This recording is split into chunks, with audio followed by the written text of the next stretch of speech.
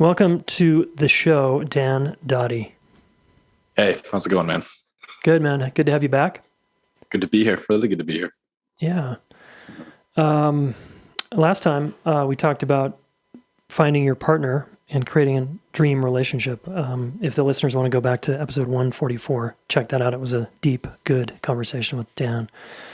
Today we're going to zero in a little more on fatherhood. And so if you're a parent listening, this could be of value, even if you're not a parent, if you're a son of a father at some point or a daughter of a father. And he probably impacted you a lot. Right? Chances are. His way of being had a big impact. Okay, so Dan, just for reference, remind us, married how long, kids are how old, et cetera? Yeah, so coming on 8 years of marriage. Oldest son is five and a little bit. Second son is 2.5, almost 3. And then we have a daughter that's on her way. That's expected on Christmas Day this year. Okay, amazing. Yeah, and okay, 8 years, and remind the listeners what you're up to in the world right now.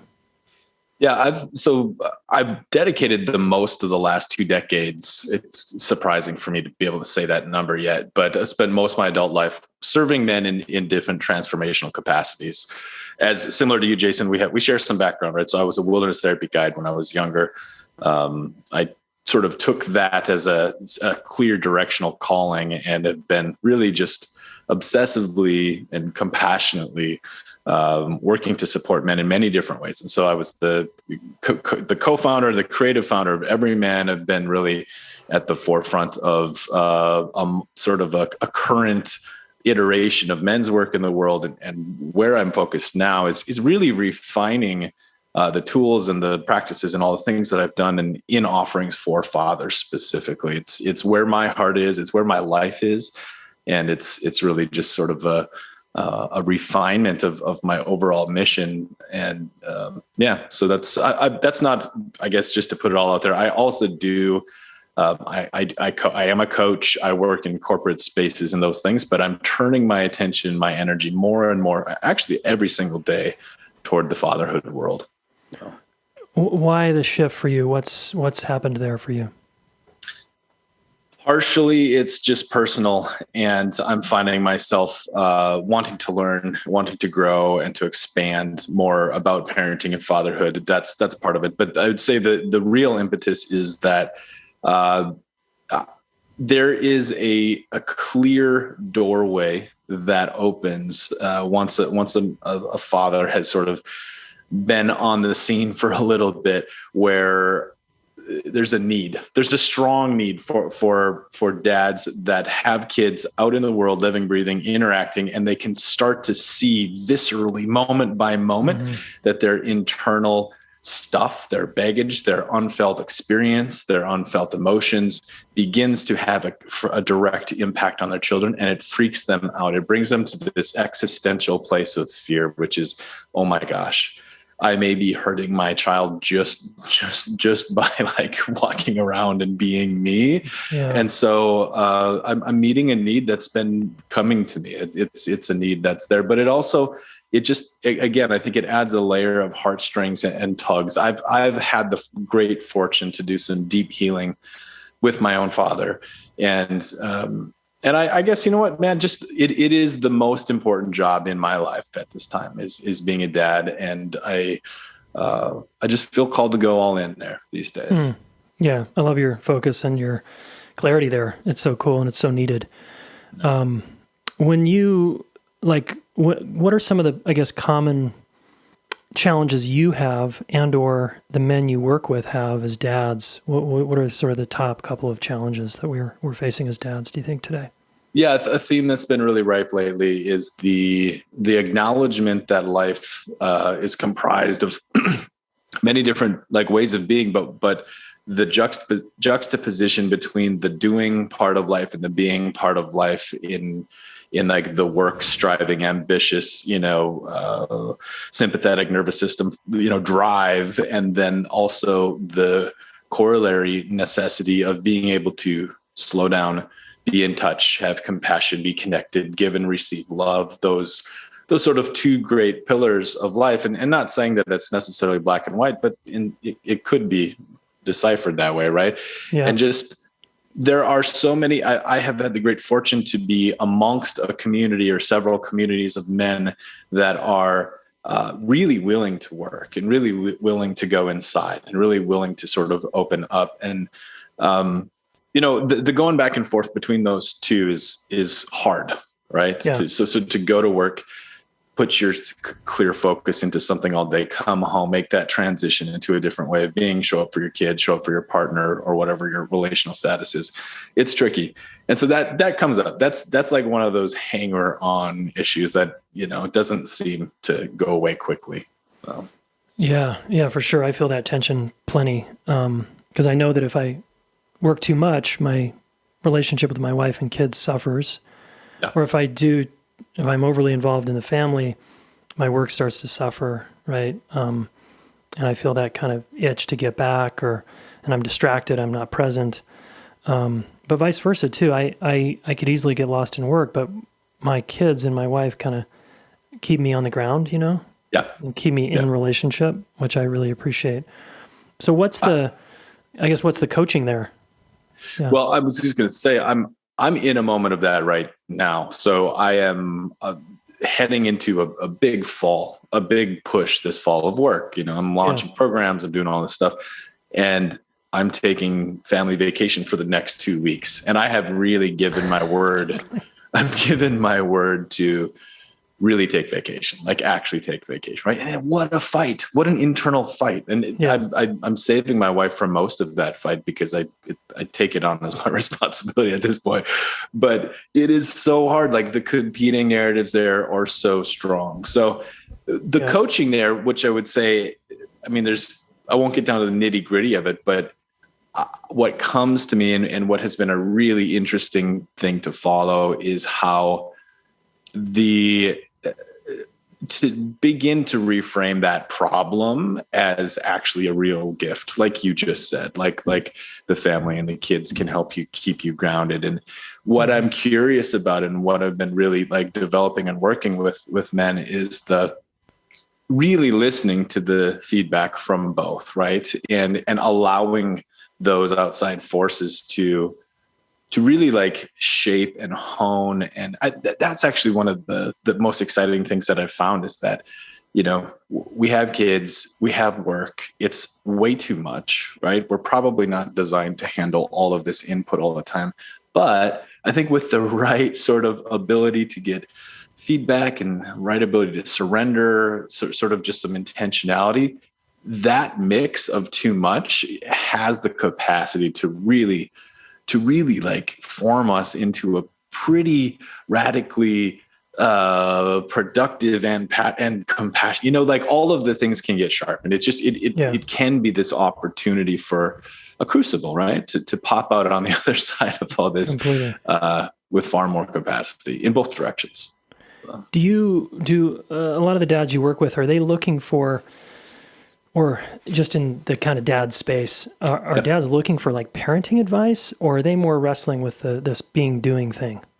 So I think I would say about 50% so far think they're looking for parenting advice, but that seems like a fairly thin veneer for the most part. But it's also not fair because my angle is not parenting advice, right? I have sources to go to, I have people to send to, I have like my own lived experience, and I've done some study on parenting advice, but that's not my bag. That's not my thing. I may go further into it. So I am not advertising parenting advice. So it's probably, I can't give you a fair sort of read back on the larger population, right? But those who come to me, I would say it's 20%. Let's talk about interactions with my kids, but it's 80% the being that we're carrying. A lot of it has been really this concept of drawing a line in the sand. And if this is even, let's just say this may be possible, it may not be possible, and my work is trying to prove that it is. But drawing a line in the sand and looking back at our own history, our own life, our parents' life, and then intergenerationally, like, what are we carrying? Like, if we're the emergent edge of this organization that is this huge human, force behind us of life that's just been going on and on for so long, if we're the emergent edge of it, and if we did have some capacity and some agency to refine and choose what gets passed on to the next generation, right? So if we could draw a line in the sand and says, there's some of this humanity that is no longer seems to serve anyone, and certainly doesn't seem to serve my children. Can we turn and face that? And can we draw a line in the sand and say, hey, this isn't going on to my kids. I'm doing everything I can. And you're talking about, like, it could be abuse, or it could be neglect. It could be just workaholism, whatever you're saying. Workaholism. We as dads have this opportunity to say no to what was done in the past. Exactly. Yeah. Exactly. So intergenerational trauma, and you could look at it from a bunch of different angles, but yes, exactly. And any of the sort of innately held or subconsciously held patterns that are possibly very destructive for our children and their future. Totally. Take us. I know one of your views, I think, from my familiarity a little bit with your work and stuff, is you see fatherhood as sort of this spiritual path where we can grow and awaken and become who we are, right? Which I love. Yeah, totally. I'm so aligned with that. I'm wondering if you'd be willing to take us to a moment where, like, we can apply that, what you're talking about, so it's not conceptual, like where you had a challenge with one of your kids, and then there was this major healing for you somehow in that. Oh man. Yeah. Let me tell you a really minor one, and then I'll tell you a big one. So the one basic practice that I think is really helpful is using engagement with my kids as a mindfulness practice, as an actual practice to get out of my head, get in my body, be present, be in the moment. Right. And so my boys at this point, all they ever want is to wrestle. It's like all they ever want. I love it. And I love it too. And it gets old, and there's times when I don't want to do it. Right. And so, like, I've made like a kind of, I guess it's an explicit compromise with them that I will set a timer for 20 minutes or 15 minutes, and I will give you everything I have for that amount of time. And then, whether you yell at me or cry, like, I'm going to move on after that time. But even just that time bound practice is really meaningful and really helpful. So that's a minor one. And I think that the cool part of that is that not only is that good for the kids, but it's really good for me. And I do believe that the capacity to just be present with one thing at one time is something that extrapolates along throughout life really meaningfully. Right. So if I need to write a letter to my whoever, like, I can block it. It's practice. It's focus practice, right? So it's a good meditative practice. So that's a minor one. A much bigger one is my engagement with my own ego and my own chosen path in life has completely flipped. I would say particularly, there was a big revolution that happened with me with my first son. And what that really entailed was getting over myself enough to step up for what I believe in and go after it. So, like, the launch of Every Man in that whole chapter of my life was completely attached to my son coming into the world. And it was like a deep spiritual message to me that was just like, hey dude, like, you can't not act on your word anymore. Right. And so that was a big experience for me.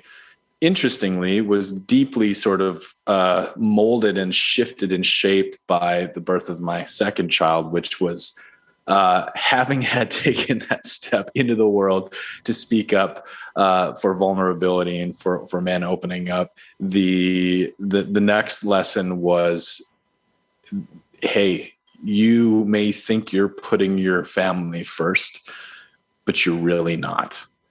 And having sort of overextended myself and my time and my energy into work, into this mission that I was so lit up by and so enlivened by the passion for this thing I was doing, there was a clear, really what it came down to, Jason, was like, I had a lot of places I was putting my head in the sand that I either convinced myself I wasn't, but it was a a wake up call to take full responsibility. For for myself for sure, but for my children. Yeah. And so like the leap of maturation there took years of and a lot of pain. But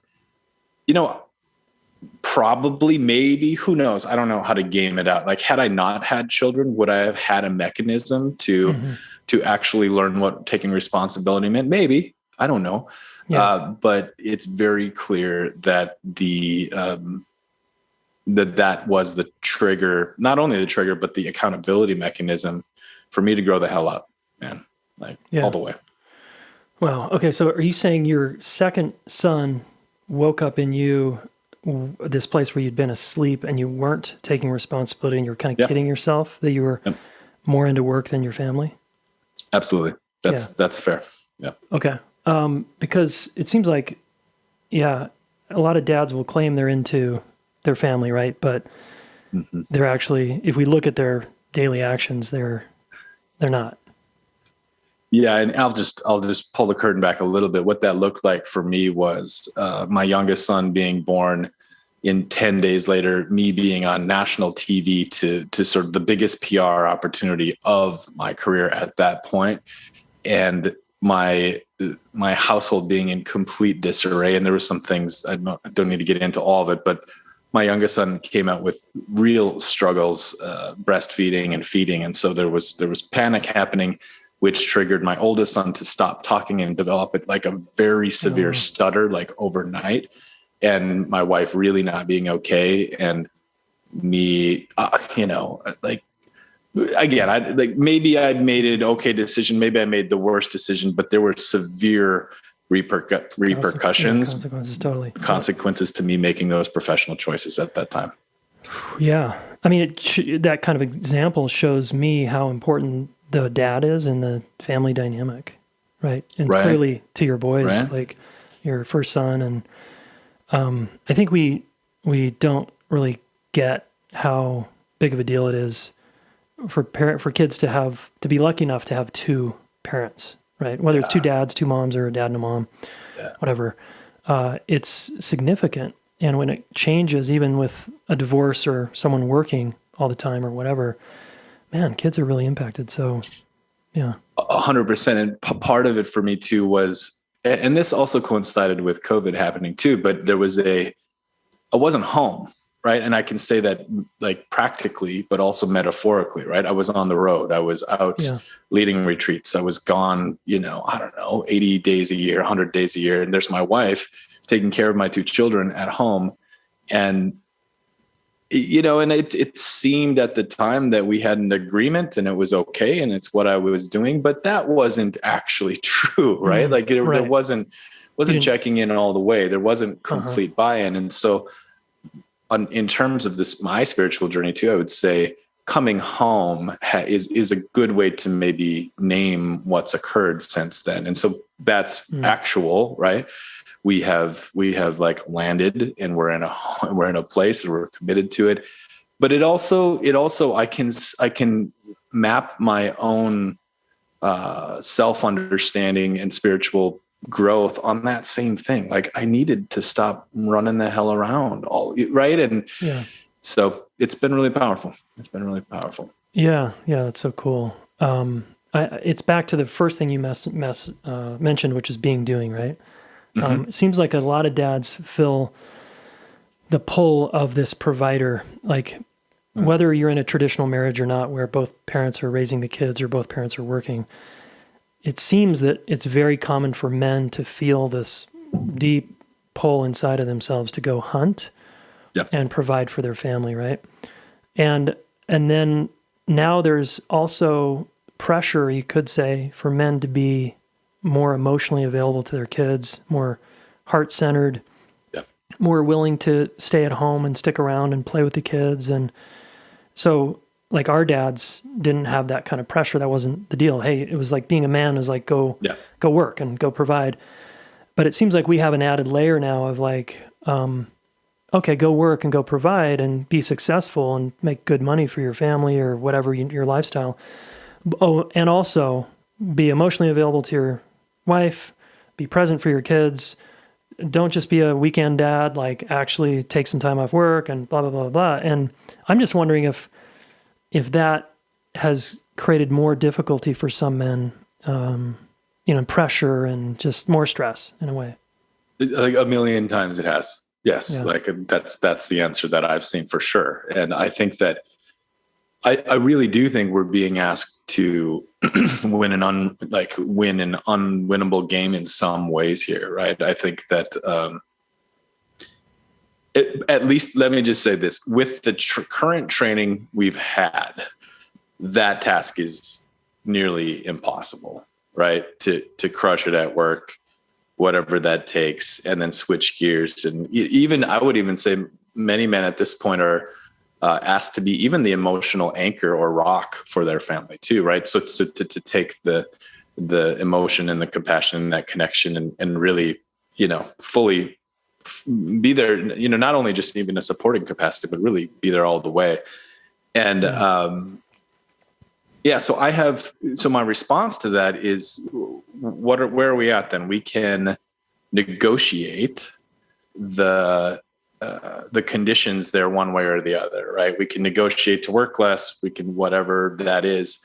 But I actually see this as possibly an evolutionary sort of accelerator point, that why don't we try for both? Why don't we see? Why don't we take this opportunity I'm to up really, for it. right? Me too. Yeah. And the men that are coming to me are up for it too. And that excites me. Right. And so it really comes down to like, what training do we need? What skills do we need? And if you pull on the bank of, so much, right? All of the worlds, all of the mindfulness world, all of the relational world, all of the men's work world, all of these things, like there's been people solving these problems in different ways. And so what I'm doing is trying to apply very specific, precise, and powerful ways to get that training, in a rapid amount of time. So I'm both working with those who will be fathers and want to be fathers, but I'm really excited about, all right, guys, so you're up for it. Raise your hand. Like, let's do it. Let's play really all out here, and let's nail the work, wrap it up, put a bow on it, step home and be that. And I think that's good it certainly seems good for me. Right. So to be selfish about it, I'm into it. Yeah. Me too. Yeah. I just love the challenge, right? Can I be successful out in the world and be successful at home? You would be one of if I were to ask, people in the world that I'm aware of or in communication with, like who might be on the trail of that, you would be one of the first I think about, right? Like, my guess is that you've been on that trail for a while, right? For sure. Yeah. I appreciate that. Yeah. I see you the same way. Hey folks, good news. My new book, Getting to Zero, How to Work Through Conflict in Your High Stakes Relationship, is available for pre-order. And here's what's cool. If y'all support me and you pre-order it, you get some cool stuff. Like I just recorded a 4-part mini video series on how to work through conflict, highlighting some of the chapters in the book. You can also get chapter 1 for free if you want to start digging in before the book comes out October 5th. So go to gettingtozerobook.com, gettingtozerobook.com. And thanks for being a listener and soon to be a reader of my new book. How about guys? This is like, there's so much guys are up against. I want to tell you a quick story and get your take on it and sort of ask a question from the place of this story. So years ago when my kids were probably, 4 and 2, I'm in this different neighborhood than I'm in now, and I got invited to, Monday Night Football, which I don't watch, but I was just trying to be a friendly neighbor, right? So I went over and they offered me a beer, and I'm like, sure, yeah, why not? All these men, all the dads are standing around watching football on this massive TV, and the women are sort of off, in the kitchen doing stuff. And this guy says, oh, nice to meet you. And he's like, oh, how old are your kids? And I was like, they're 4 and 2. And he's like, oh, it gets a lot better when they're like, 9 and 10, and you can play catch with them and run around with them. And when they're like infants, they're just like these little things. They don't even do anything for you. And it was something like that. And I was like really struck, like, wow, I'm having such a different experience than this guy. And so my commentary on that is, it seems really difficult for a lot of men to connect with young children, particularly babies and toddlers. And they don't think it's, quote, fun because maybe they're more connected to mom. The little kids are more connected to mom. Mom's more relational anyway. Mom's breastfeeding, whatever. And dad's kind of like, I'm just like, whatever. I'm just providing for you people. And then dad becomes like this cool figure when the kids are older, and dad feels all proud of himself because he's got these kids that sort of validate his ego or something. So I just want to get your take on what you think's going on here. First of all, which has very little to do with what you're actually asking. Last night, I had a dream that I was a co-anchor with Jennifer Aniston, and I was a sports commentator commentating on football games. But it was so weird because they would, on the teleprompter, they would pop up two helmets, like this team versus this team. And I didn't know what team the helmets corresponded to. So I just like completely blew it. Anyway, that was funny. Should we analyze that down, or just kidding? Yeah, what a great question, and I think that's so common, right? So where I go first with it is just the first thing I would say is, like, when my first son was born, I think it was 7 days, and somebody may hear this and be aghast, and maybe I did something I shouldn't have, but 7 days in, I let my wife sleep, and we went up into the mountains, and I strapped him on my chest and went for our first hike together. Right. And I actually felt the bonding beginning with him the first day. Right. Yeah, but I know that that's not always the case. And I don't think it has to be the case, and that's okay. But what I'm curious about is that a man's capacity to be embodied, a man's capacity to feel, right, interpersonally feel, and also feel and give and receive love in a very, and I don't even mean that in some esoteric, energetic way. I'm just saying very directly, right? Can we let ourselves be impacted by what is here? Can we let another thing that is just like, well, what's in between, right? So if there's this, beautiful child that's like miraculous, right? Like, I mean, that's my experience. And again, I don't expect everybody to feel that, but if there's, let me tell a quick story. So I was at a retreat a couple of years ago, and there was a father in my small group, and, he was sharing, and, he shared that I think he had a 6-year-old son.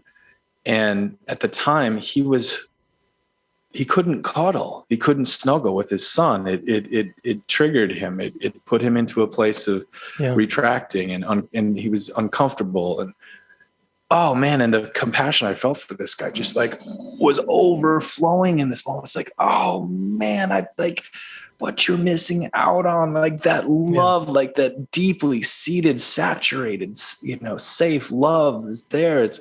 And so, we worked for the whole weekend, and I got a text or an email from him about a month later, and he went on a journey with it, and he, on his own way, in his own time, like opened up to the cuddles and the snugs and the physicality, and so that's a long way of not really directly answering anything there, but just saying, I like it breaks my heart. It totally literally breaks my heart, man. Yeah. Yeah, I mean, this dad it just didn't seem like, as you're saying, he had the capacity, right? So he just sort of tells himself a story that kids aren't fun until they get older.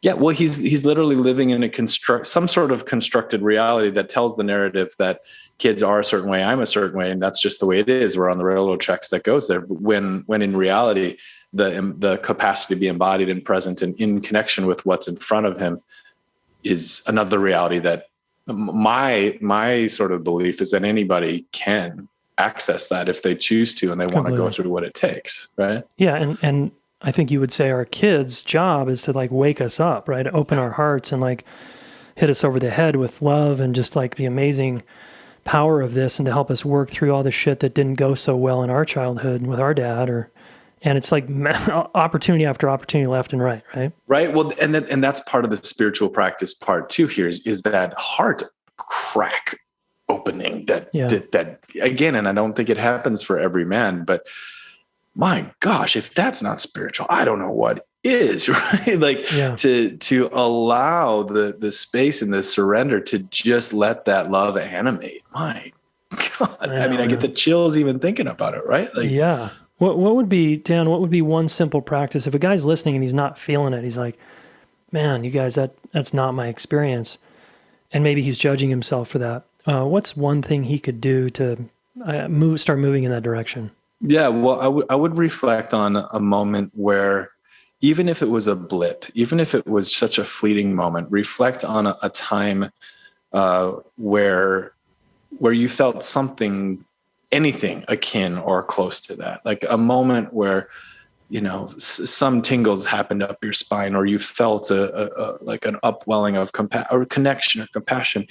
And just take a few minutes and let yourself reflect on that, and just see if you can let your body match that again. Just like allow that in. Some of the meditations that I lead in my programs, and we start there. We start with that moment. Like, where's a moment where you felt really safe? Where's a moment that you felt a lot of love? And really working with your body and your nervous system, your capacity to build that capacity. A mutual friend of ours, Kimberly Johnson, one of the themes and memes that she brings so powerfully is that building capacity in our nervous system for good feelings, for joy, for love, for pleasure, and all these things is such a critical role, has a critical role in our development. And I think for fathers who either want to expand or maybe are having a hard time accessing some of that, I guess even to rewind a little bit further is just to take it in as the possibility, right? Just to take in the possibility that our capacity to give and receive love can be worked on or expanded or trained, just like anything else in life. And whether you believe it or not, at this point, whoever's listening, I just feel I haven't come across many things that tend to move the needle and mean more in terms of all of the things we're trying to do in life, right? Like, it's a big deal. It's a huge deal. Yeah. And I want to put a plug in for the listeners about wrestling with your kids and physical contact, snuggling, holding hands. You know, my son and I still hold hands. He's 12. And it's so sweet. And I know that's going to likely go away one day. But the physicality, I think between a father and boy and girl, child, wherever they are on the gender spectrum, is so important. Yeah. I just wanted to plug that. How important it is for a man to work on his own dad issues as he becomes a father. I know that was very important for me. Yeah, I think it's critical. I think it's going to come up whether you want it to or not. And I think different layers are going to continue to come up. So yeah, I think like a first stage of that is just some general reflection on how you were fathered, how you were parented, how you were raised, just doing just a general review, looking around like how did dad treat mom, or how did dad treat dad, or what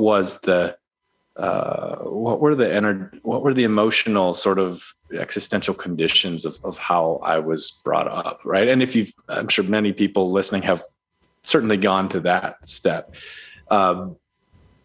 but I feel that there's another element of it, Jason, on sort of like the other end of it, is through this process working with dads, there has been a pretty high percentage of great forgiveness, understanding, compassion, and reconnecting with the father's dad also, right? Yeah. So I think again, to frame it as an opportunity is pretty exciting to me, right? Because certainly when you become a father, your dad memories, your dad wounds will become present. But I love to just sort of quickly flip that as an opportunity. It's like, yes. So let's be open to doing whatever uncomfortable work it takes to reckon with that. And you know what else might come out of this? There might be some forgiveness. There might be some relaxing of tension. There might be some energy that melts here too. I love it when guys say, my dad just wasn't there for me. He didn't do anything for me. And I'm like, okay, who raised you? Like, well, my mom was always there. Well, what'd your dad do? Well, he was working all the time. Yeah. Did he make money? Yeah. Well, where was he putting that money? I guess at our house. Okay, so what was your dad doing again? Like, Yeah. it's amazing how the wound, sometimes when we get hurt by dad, how we can't see the other side of where he was there Oh, for us, how he did show up for us, how he paid for things, how he busted his ass. He had different values than your fantasy, whatever. Anyway, that was really important for me to start to see all the ways in which my dad was there for me. And yeah, there was places he wasn't there for me, but damn, the places he was is like, it was cool. I had to actually like look though. so much. And there's another thing that's really kind of beautiful and incredible that I've been stumbling across, both for myself, but with the other guys too, is the here's the theory. The type of healing and transformation that we're after at this stage of the game in these moments, my sense is that's pretty remarkably rare in human history, right? Like I don't know that humans have had the space and the safety to go after the type of healing that we're doing right now.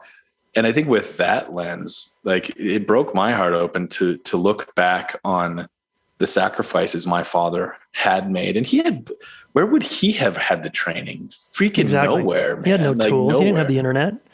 But what he did is he like staved off enough of the flow of like karmic crap. He did protect me. He created safe space. He gave me agency. He did support me. And that fueled this like wildly rare opportunity to do the self-growth and healing that I have done. And my God, like somebody, I was having a conversation who phrased it really well. Like, so maybe dad didn't heal all his own stuff, but he certainly helped create the conditions for you to do it. And we would be really, really missing the point if we didn't honor that. Completely. Yeah. It's so important because I think sometimes when we begin the personal growth journey, one of the stages we go through is being angry at our parents, right? Which is fine. Like I went through that stage, but to stay there is a bummer when people can't figure out a way to see what was right about what happened, Oh, and it's just so liberating when you start to loosen that, right? Like, why would I want to be angry at my dad my whole life? Like, carry that around. I know. Yeah. I know. Yeah, I hear you. Okay.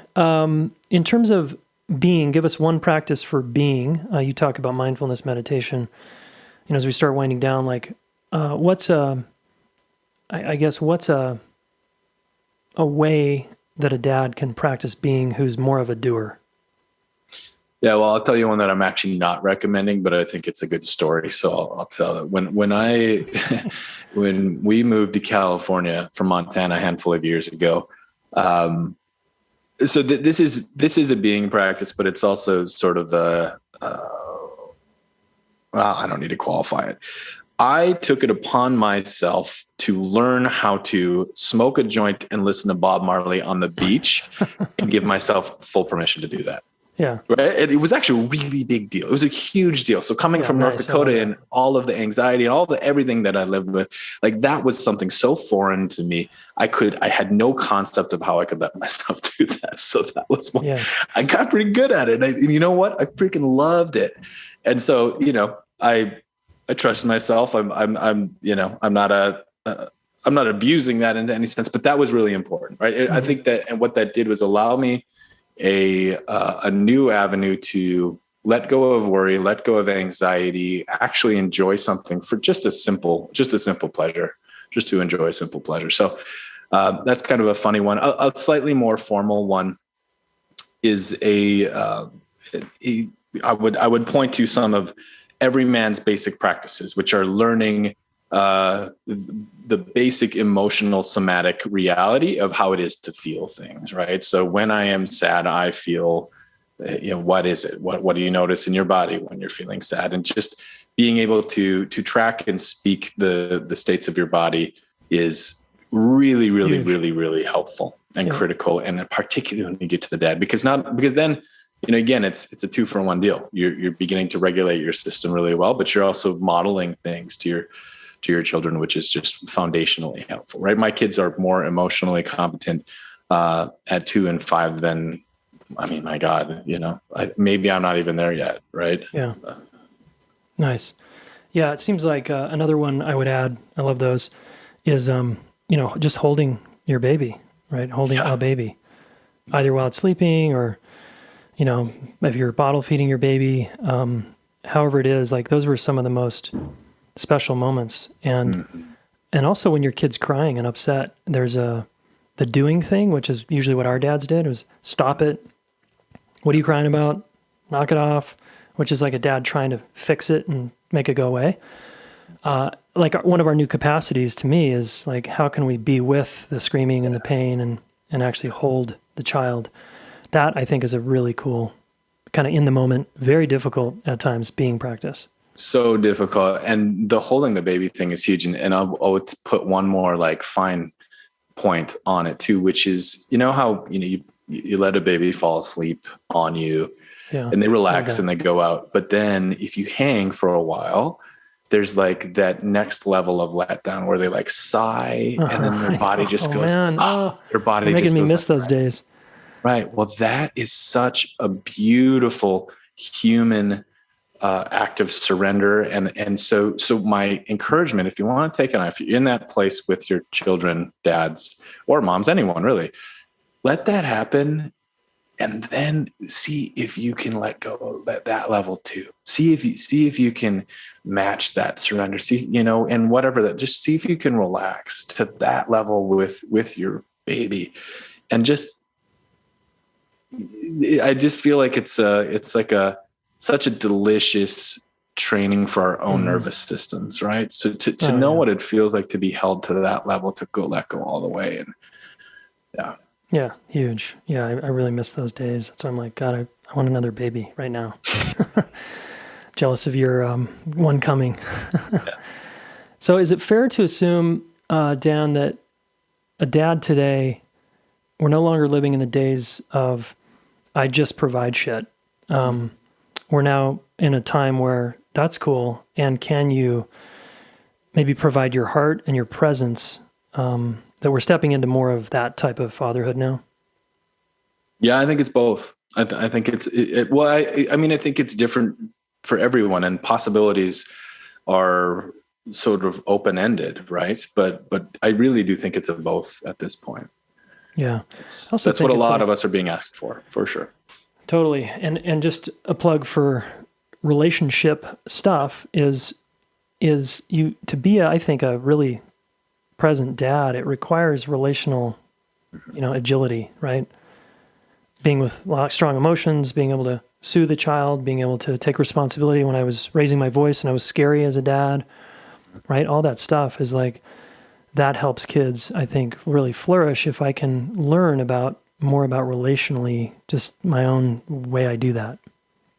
Absolutely. And, you asked at the beginning, what's a through line or a commonality, and primary and romantic relationship or committed relationship is also another, most common theme that comes up, right? So as we're co-regulating our children, as we're in relationship with them, there's this also, your world of your love relationship being so absolutely huge and critical into and regardless of what that formation is, whether it's current or past or, co-parenting, whatever it is. It excites me.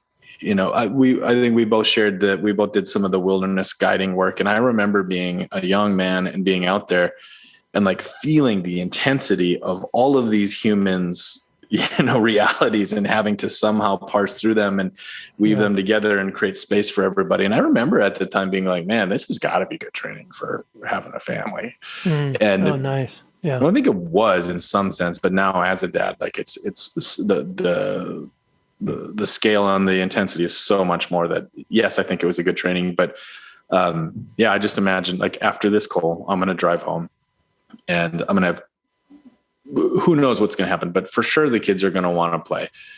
My wife is certainly going to want to talk and, who knows, maybe Duke didn't nap. And so he's going to be, really tender and probably needs this from me. And Jude might be a little edgy. And like, so it's what a wild reality that is. Amazing So practice, right? You just get exactly everything's practice. It's all, there's never not a moment of practice. Yeah. Two kind of final questions, rapid fire style for me.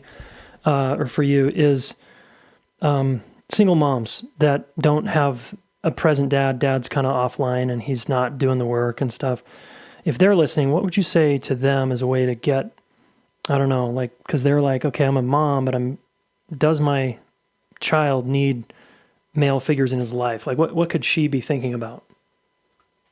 This might be a cheap answer, but I would recommend a safe approach to outsourcing that maybe starts with the mom herself, having healthy relationships with, I don't know, brothers, friends, cousins, mentors, coworkers, right? And I don't think a good place to start doesn't even necessarily need to be a big, formal, long relationship, but just exposure, right? Just exposure to healthy interactions with men. And it doesn't even have to be between that man and your child necessarily, but between your child being exposed to your interactions with those people is a good starting place. Yeah, super helpful.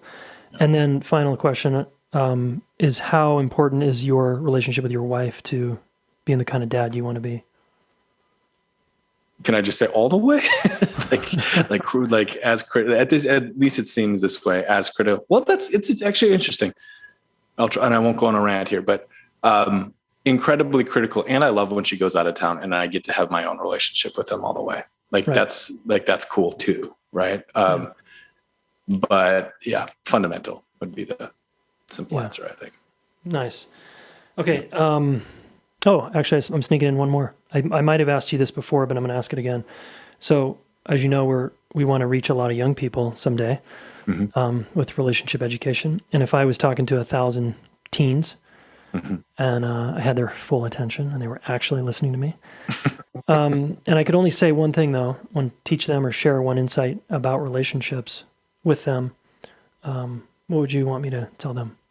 Oh man, the first thing that comes up is that the maybe 99.9% that you've ever seen in the world about what it's like is so off base, and you need to just clear the deck and not just do what you can to erase that narrative, because it's just poor. It's a poor education. It's poor preparation. I would say you have been very poorly prepared to be in relationship. Nice. That's not very constructive, but that's the first thing that comes up. Awesome. Cool, Dan. And this has been fun. I always dig you and our conversations, and I really appreciate that we share, not only our love of trying to help men, but also just the love of being a dad. It's such a deep place in my heart. So love that about you and us, our connection. Where can people find out about you, your work, what you're up to? Yeah, dandoty.com. Very straightforward. I am on Instagram at Daniel Doty. I'm trying to recover the Dan Doty handle there, but that's where you can find me. Okay, awesome. Cool, man. Thanks. Okay, that was awesome. I'm going to pick one of Dan's comments there as your action step today if you want to try it. And as always, part of the action step includes being accountable. So that means sharing with a friend or partner or someone that you did it and what you learned, what you got, okay? So the action step is to self-reflect on your father, your dad. What kind of dad you grew up with, and how do you imagine it impacted you? And finally, how resolved or unresolved are you with your father, and what are you going to do about it? Okay? Cool. Guys, if you need more support and you are a man, I do have a free private Facebook group called Relationship Group for Men. I think Relationship Support for Men. You can just search in the Facebook search bar, ask to be added there.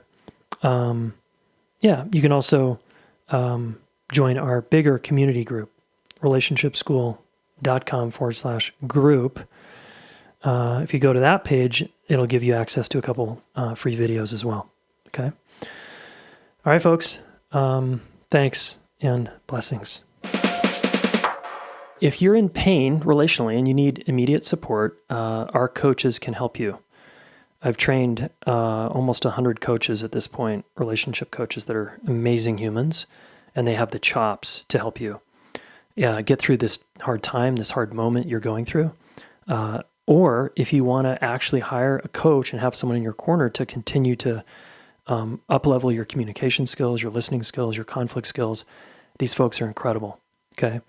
So all you need to do is go to relationshipschool.com/MRC. That stands for My Relationship Coach. So relationshipschool.com/MRC. Right? If you want immediate, direct, effective help, check them out. Hey, thanks so much for listening. Please subscribe to this YouTube channel. Share one of these videos with a friend. We want to help the planet get their act together around relationships, and you are one of them, so thank you.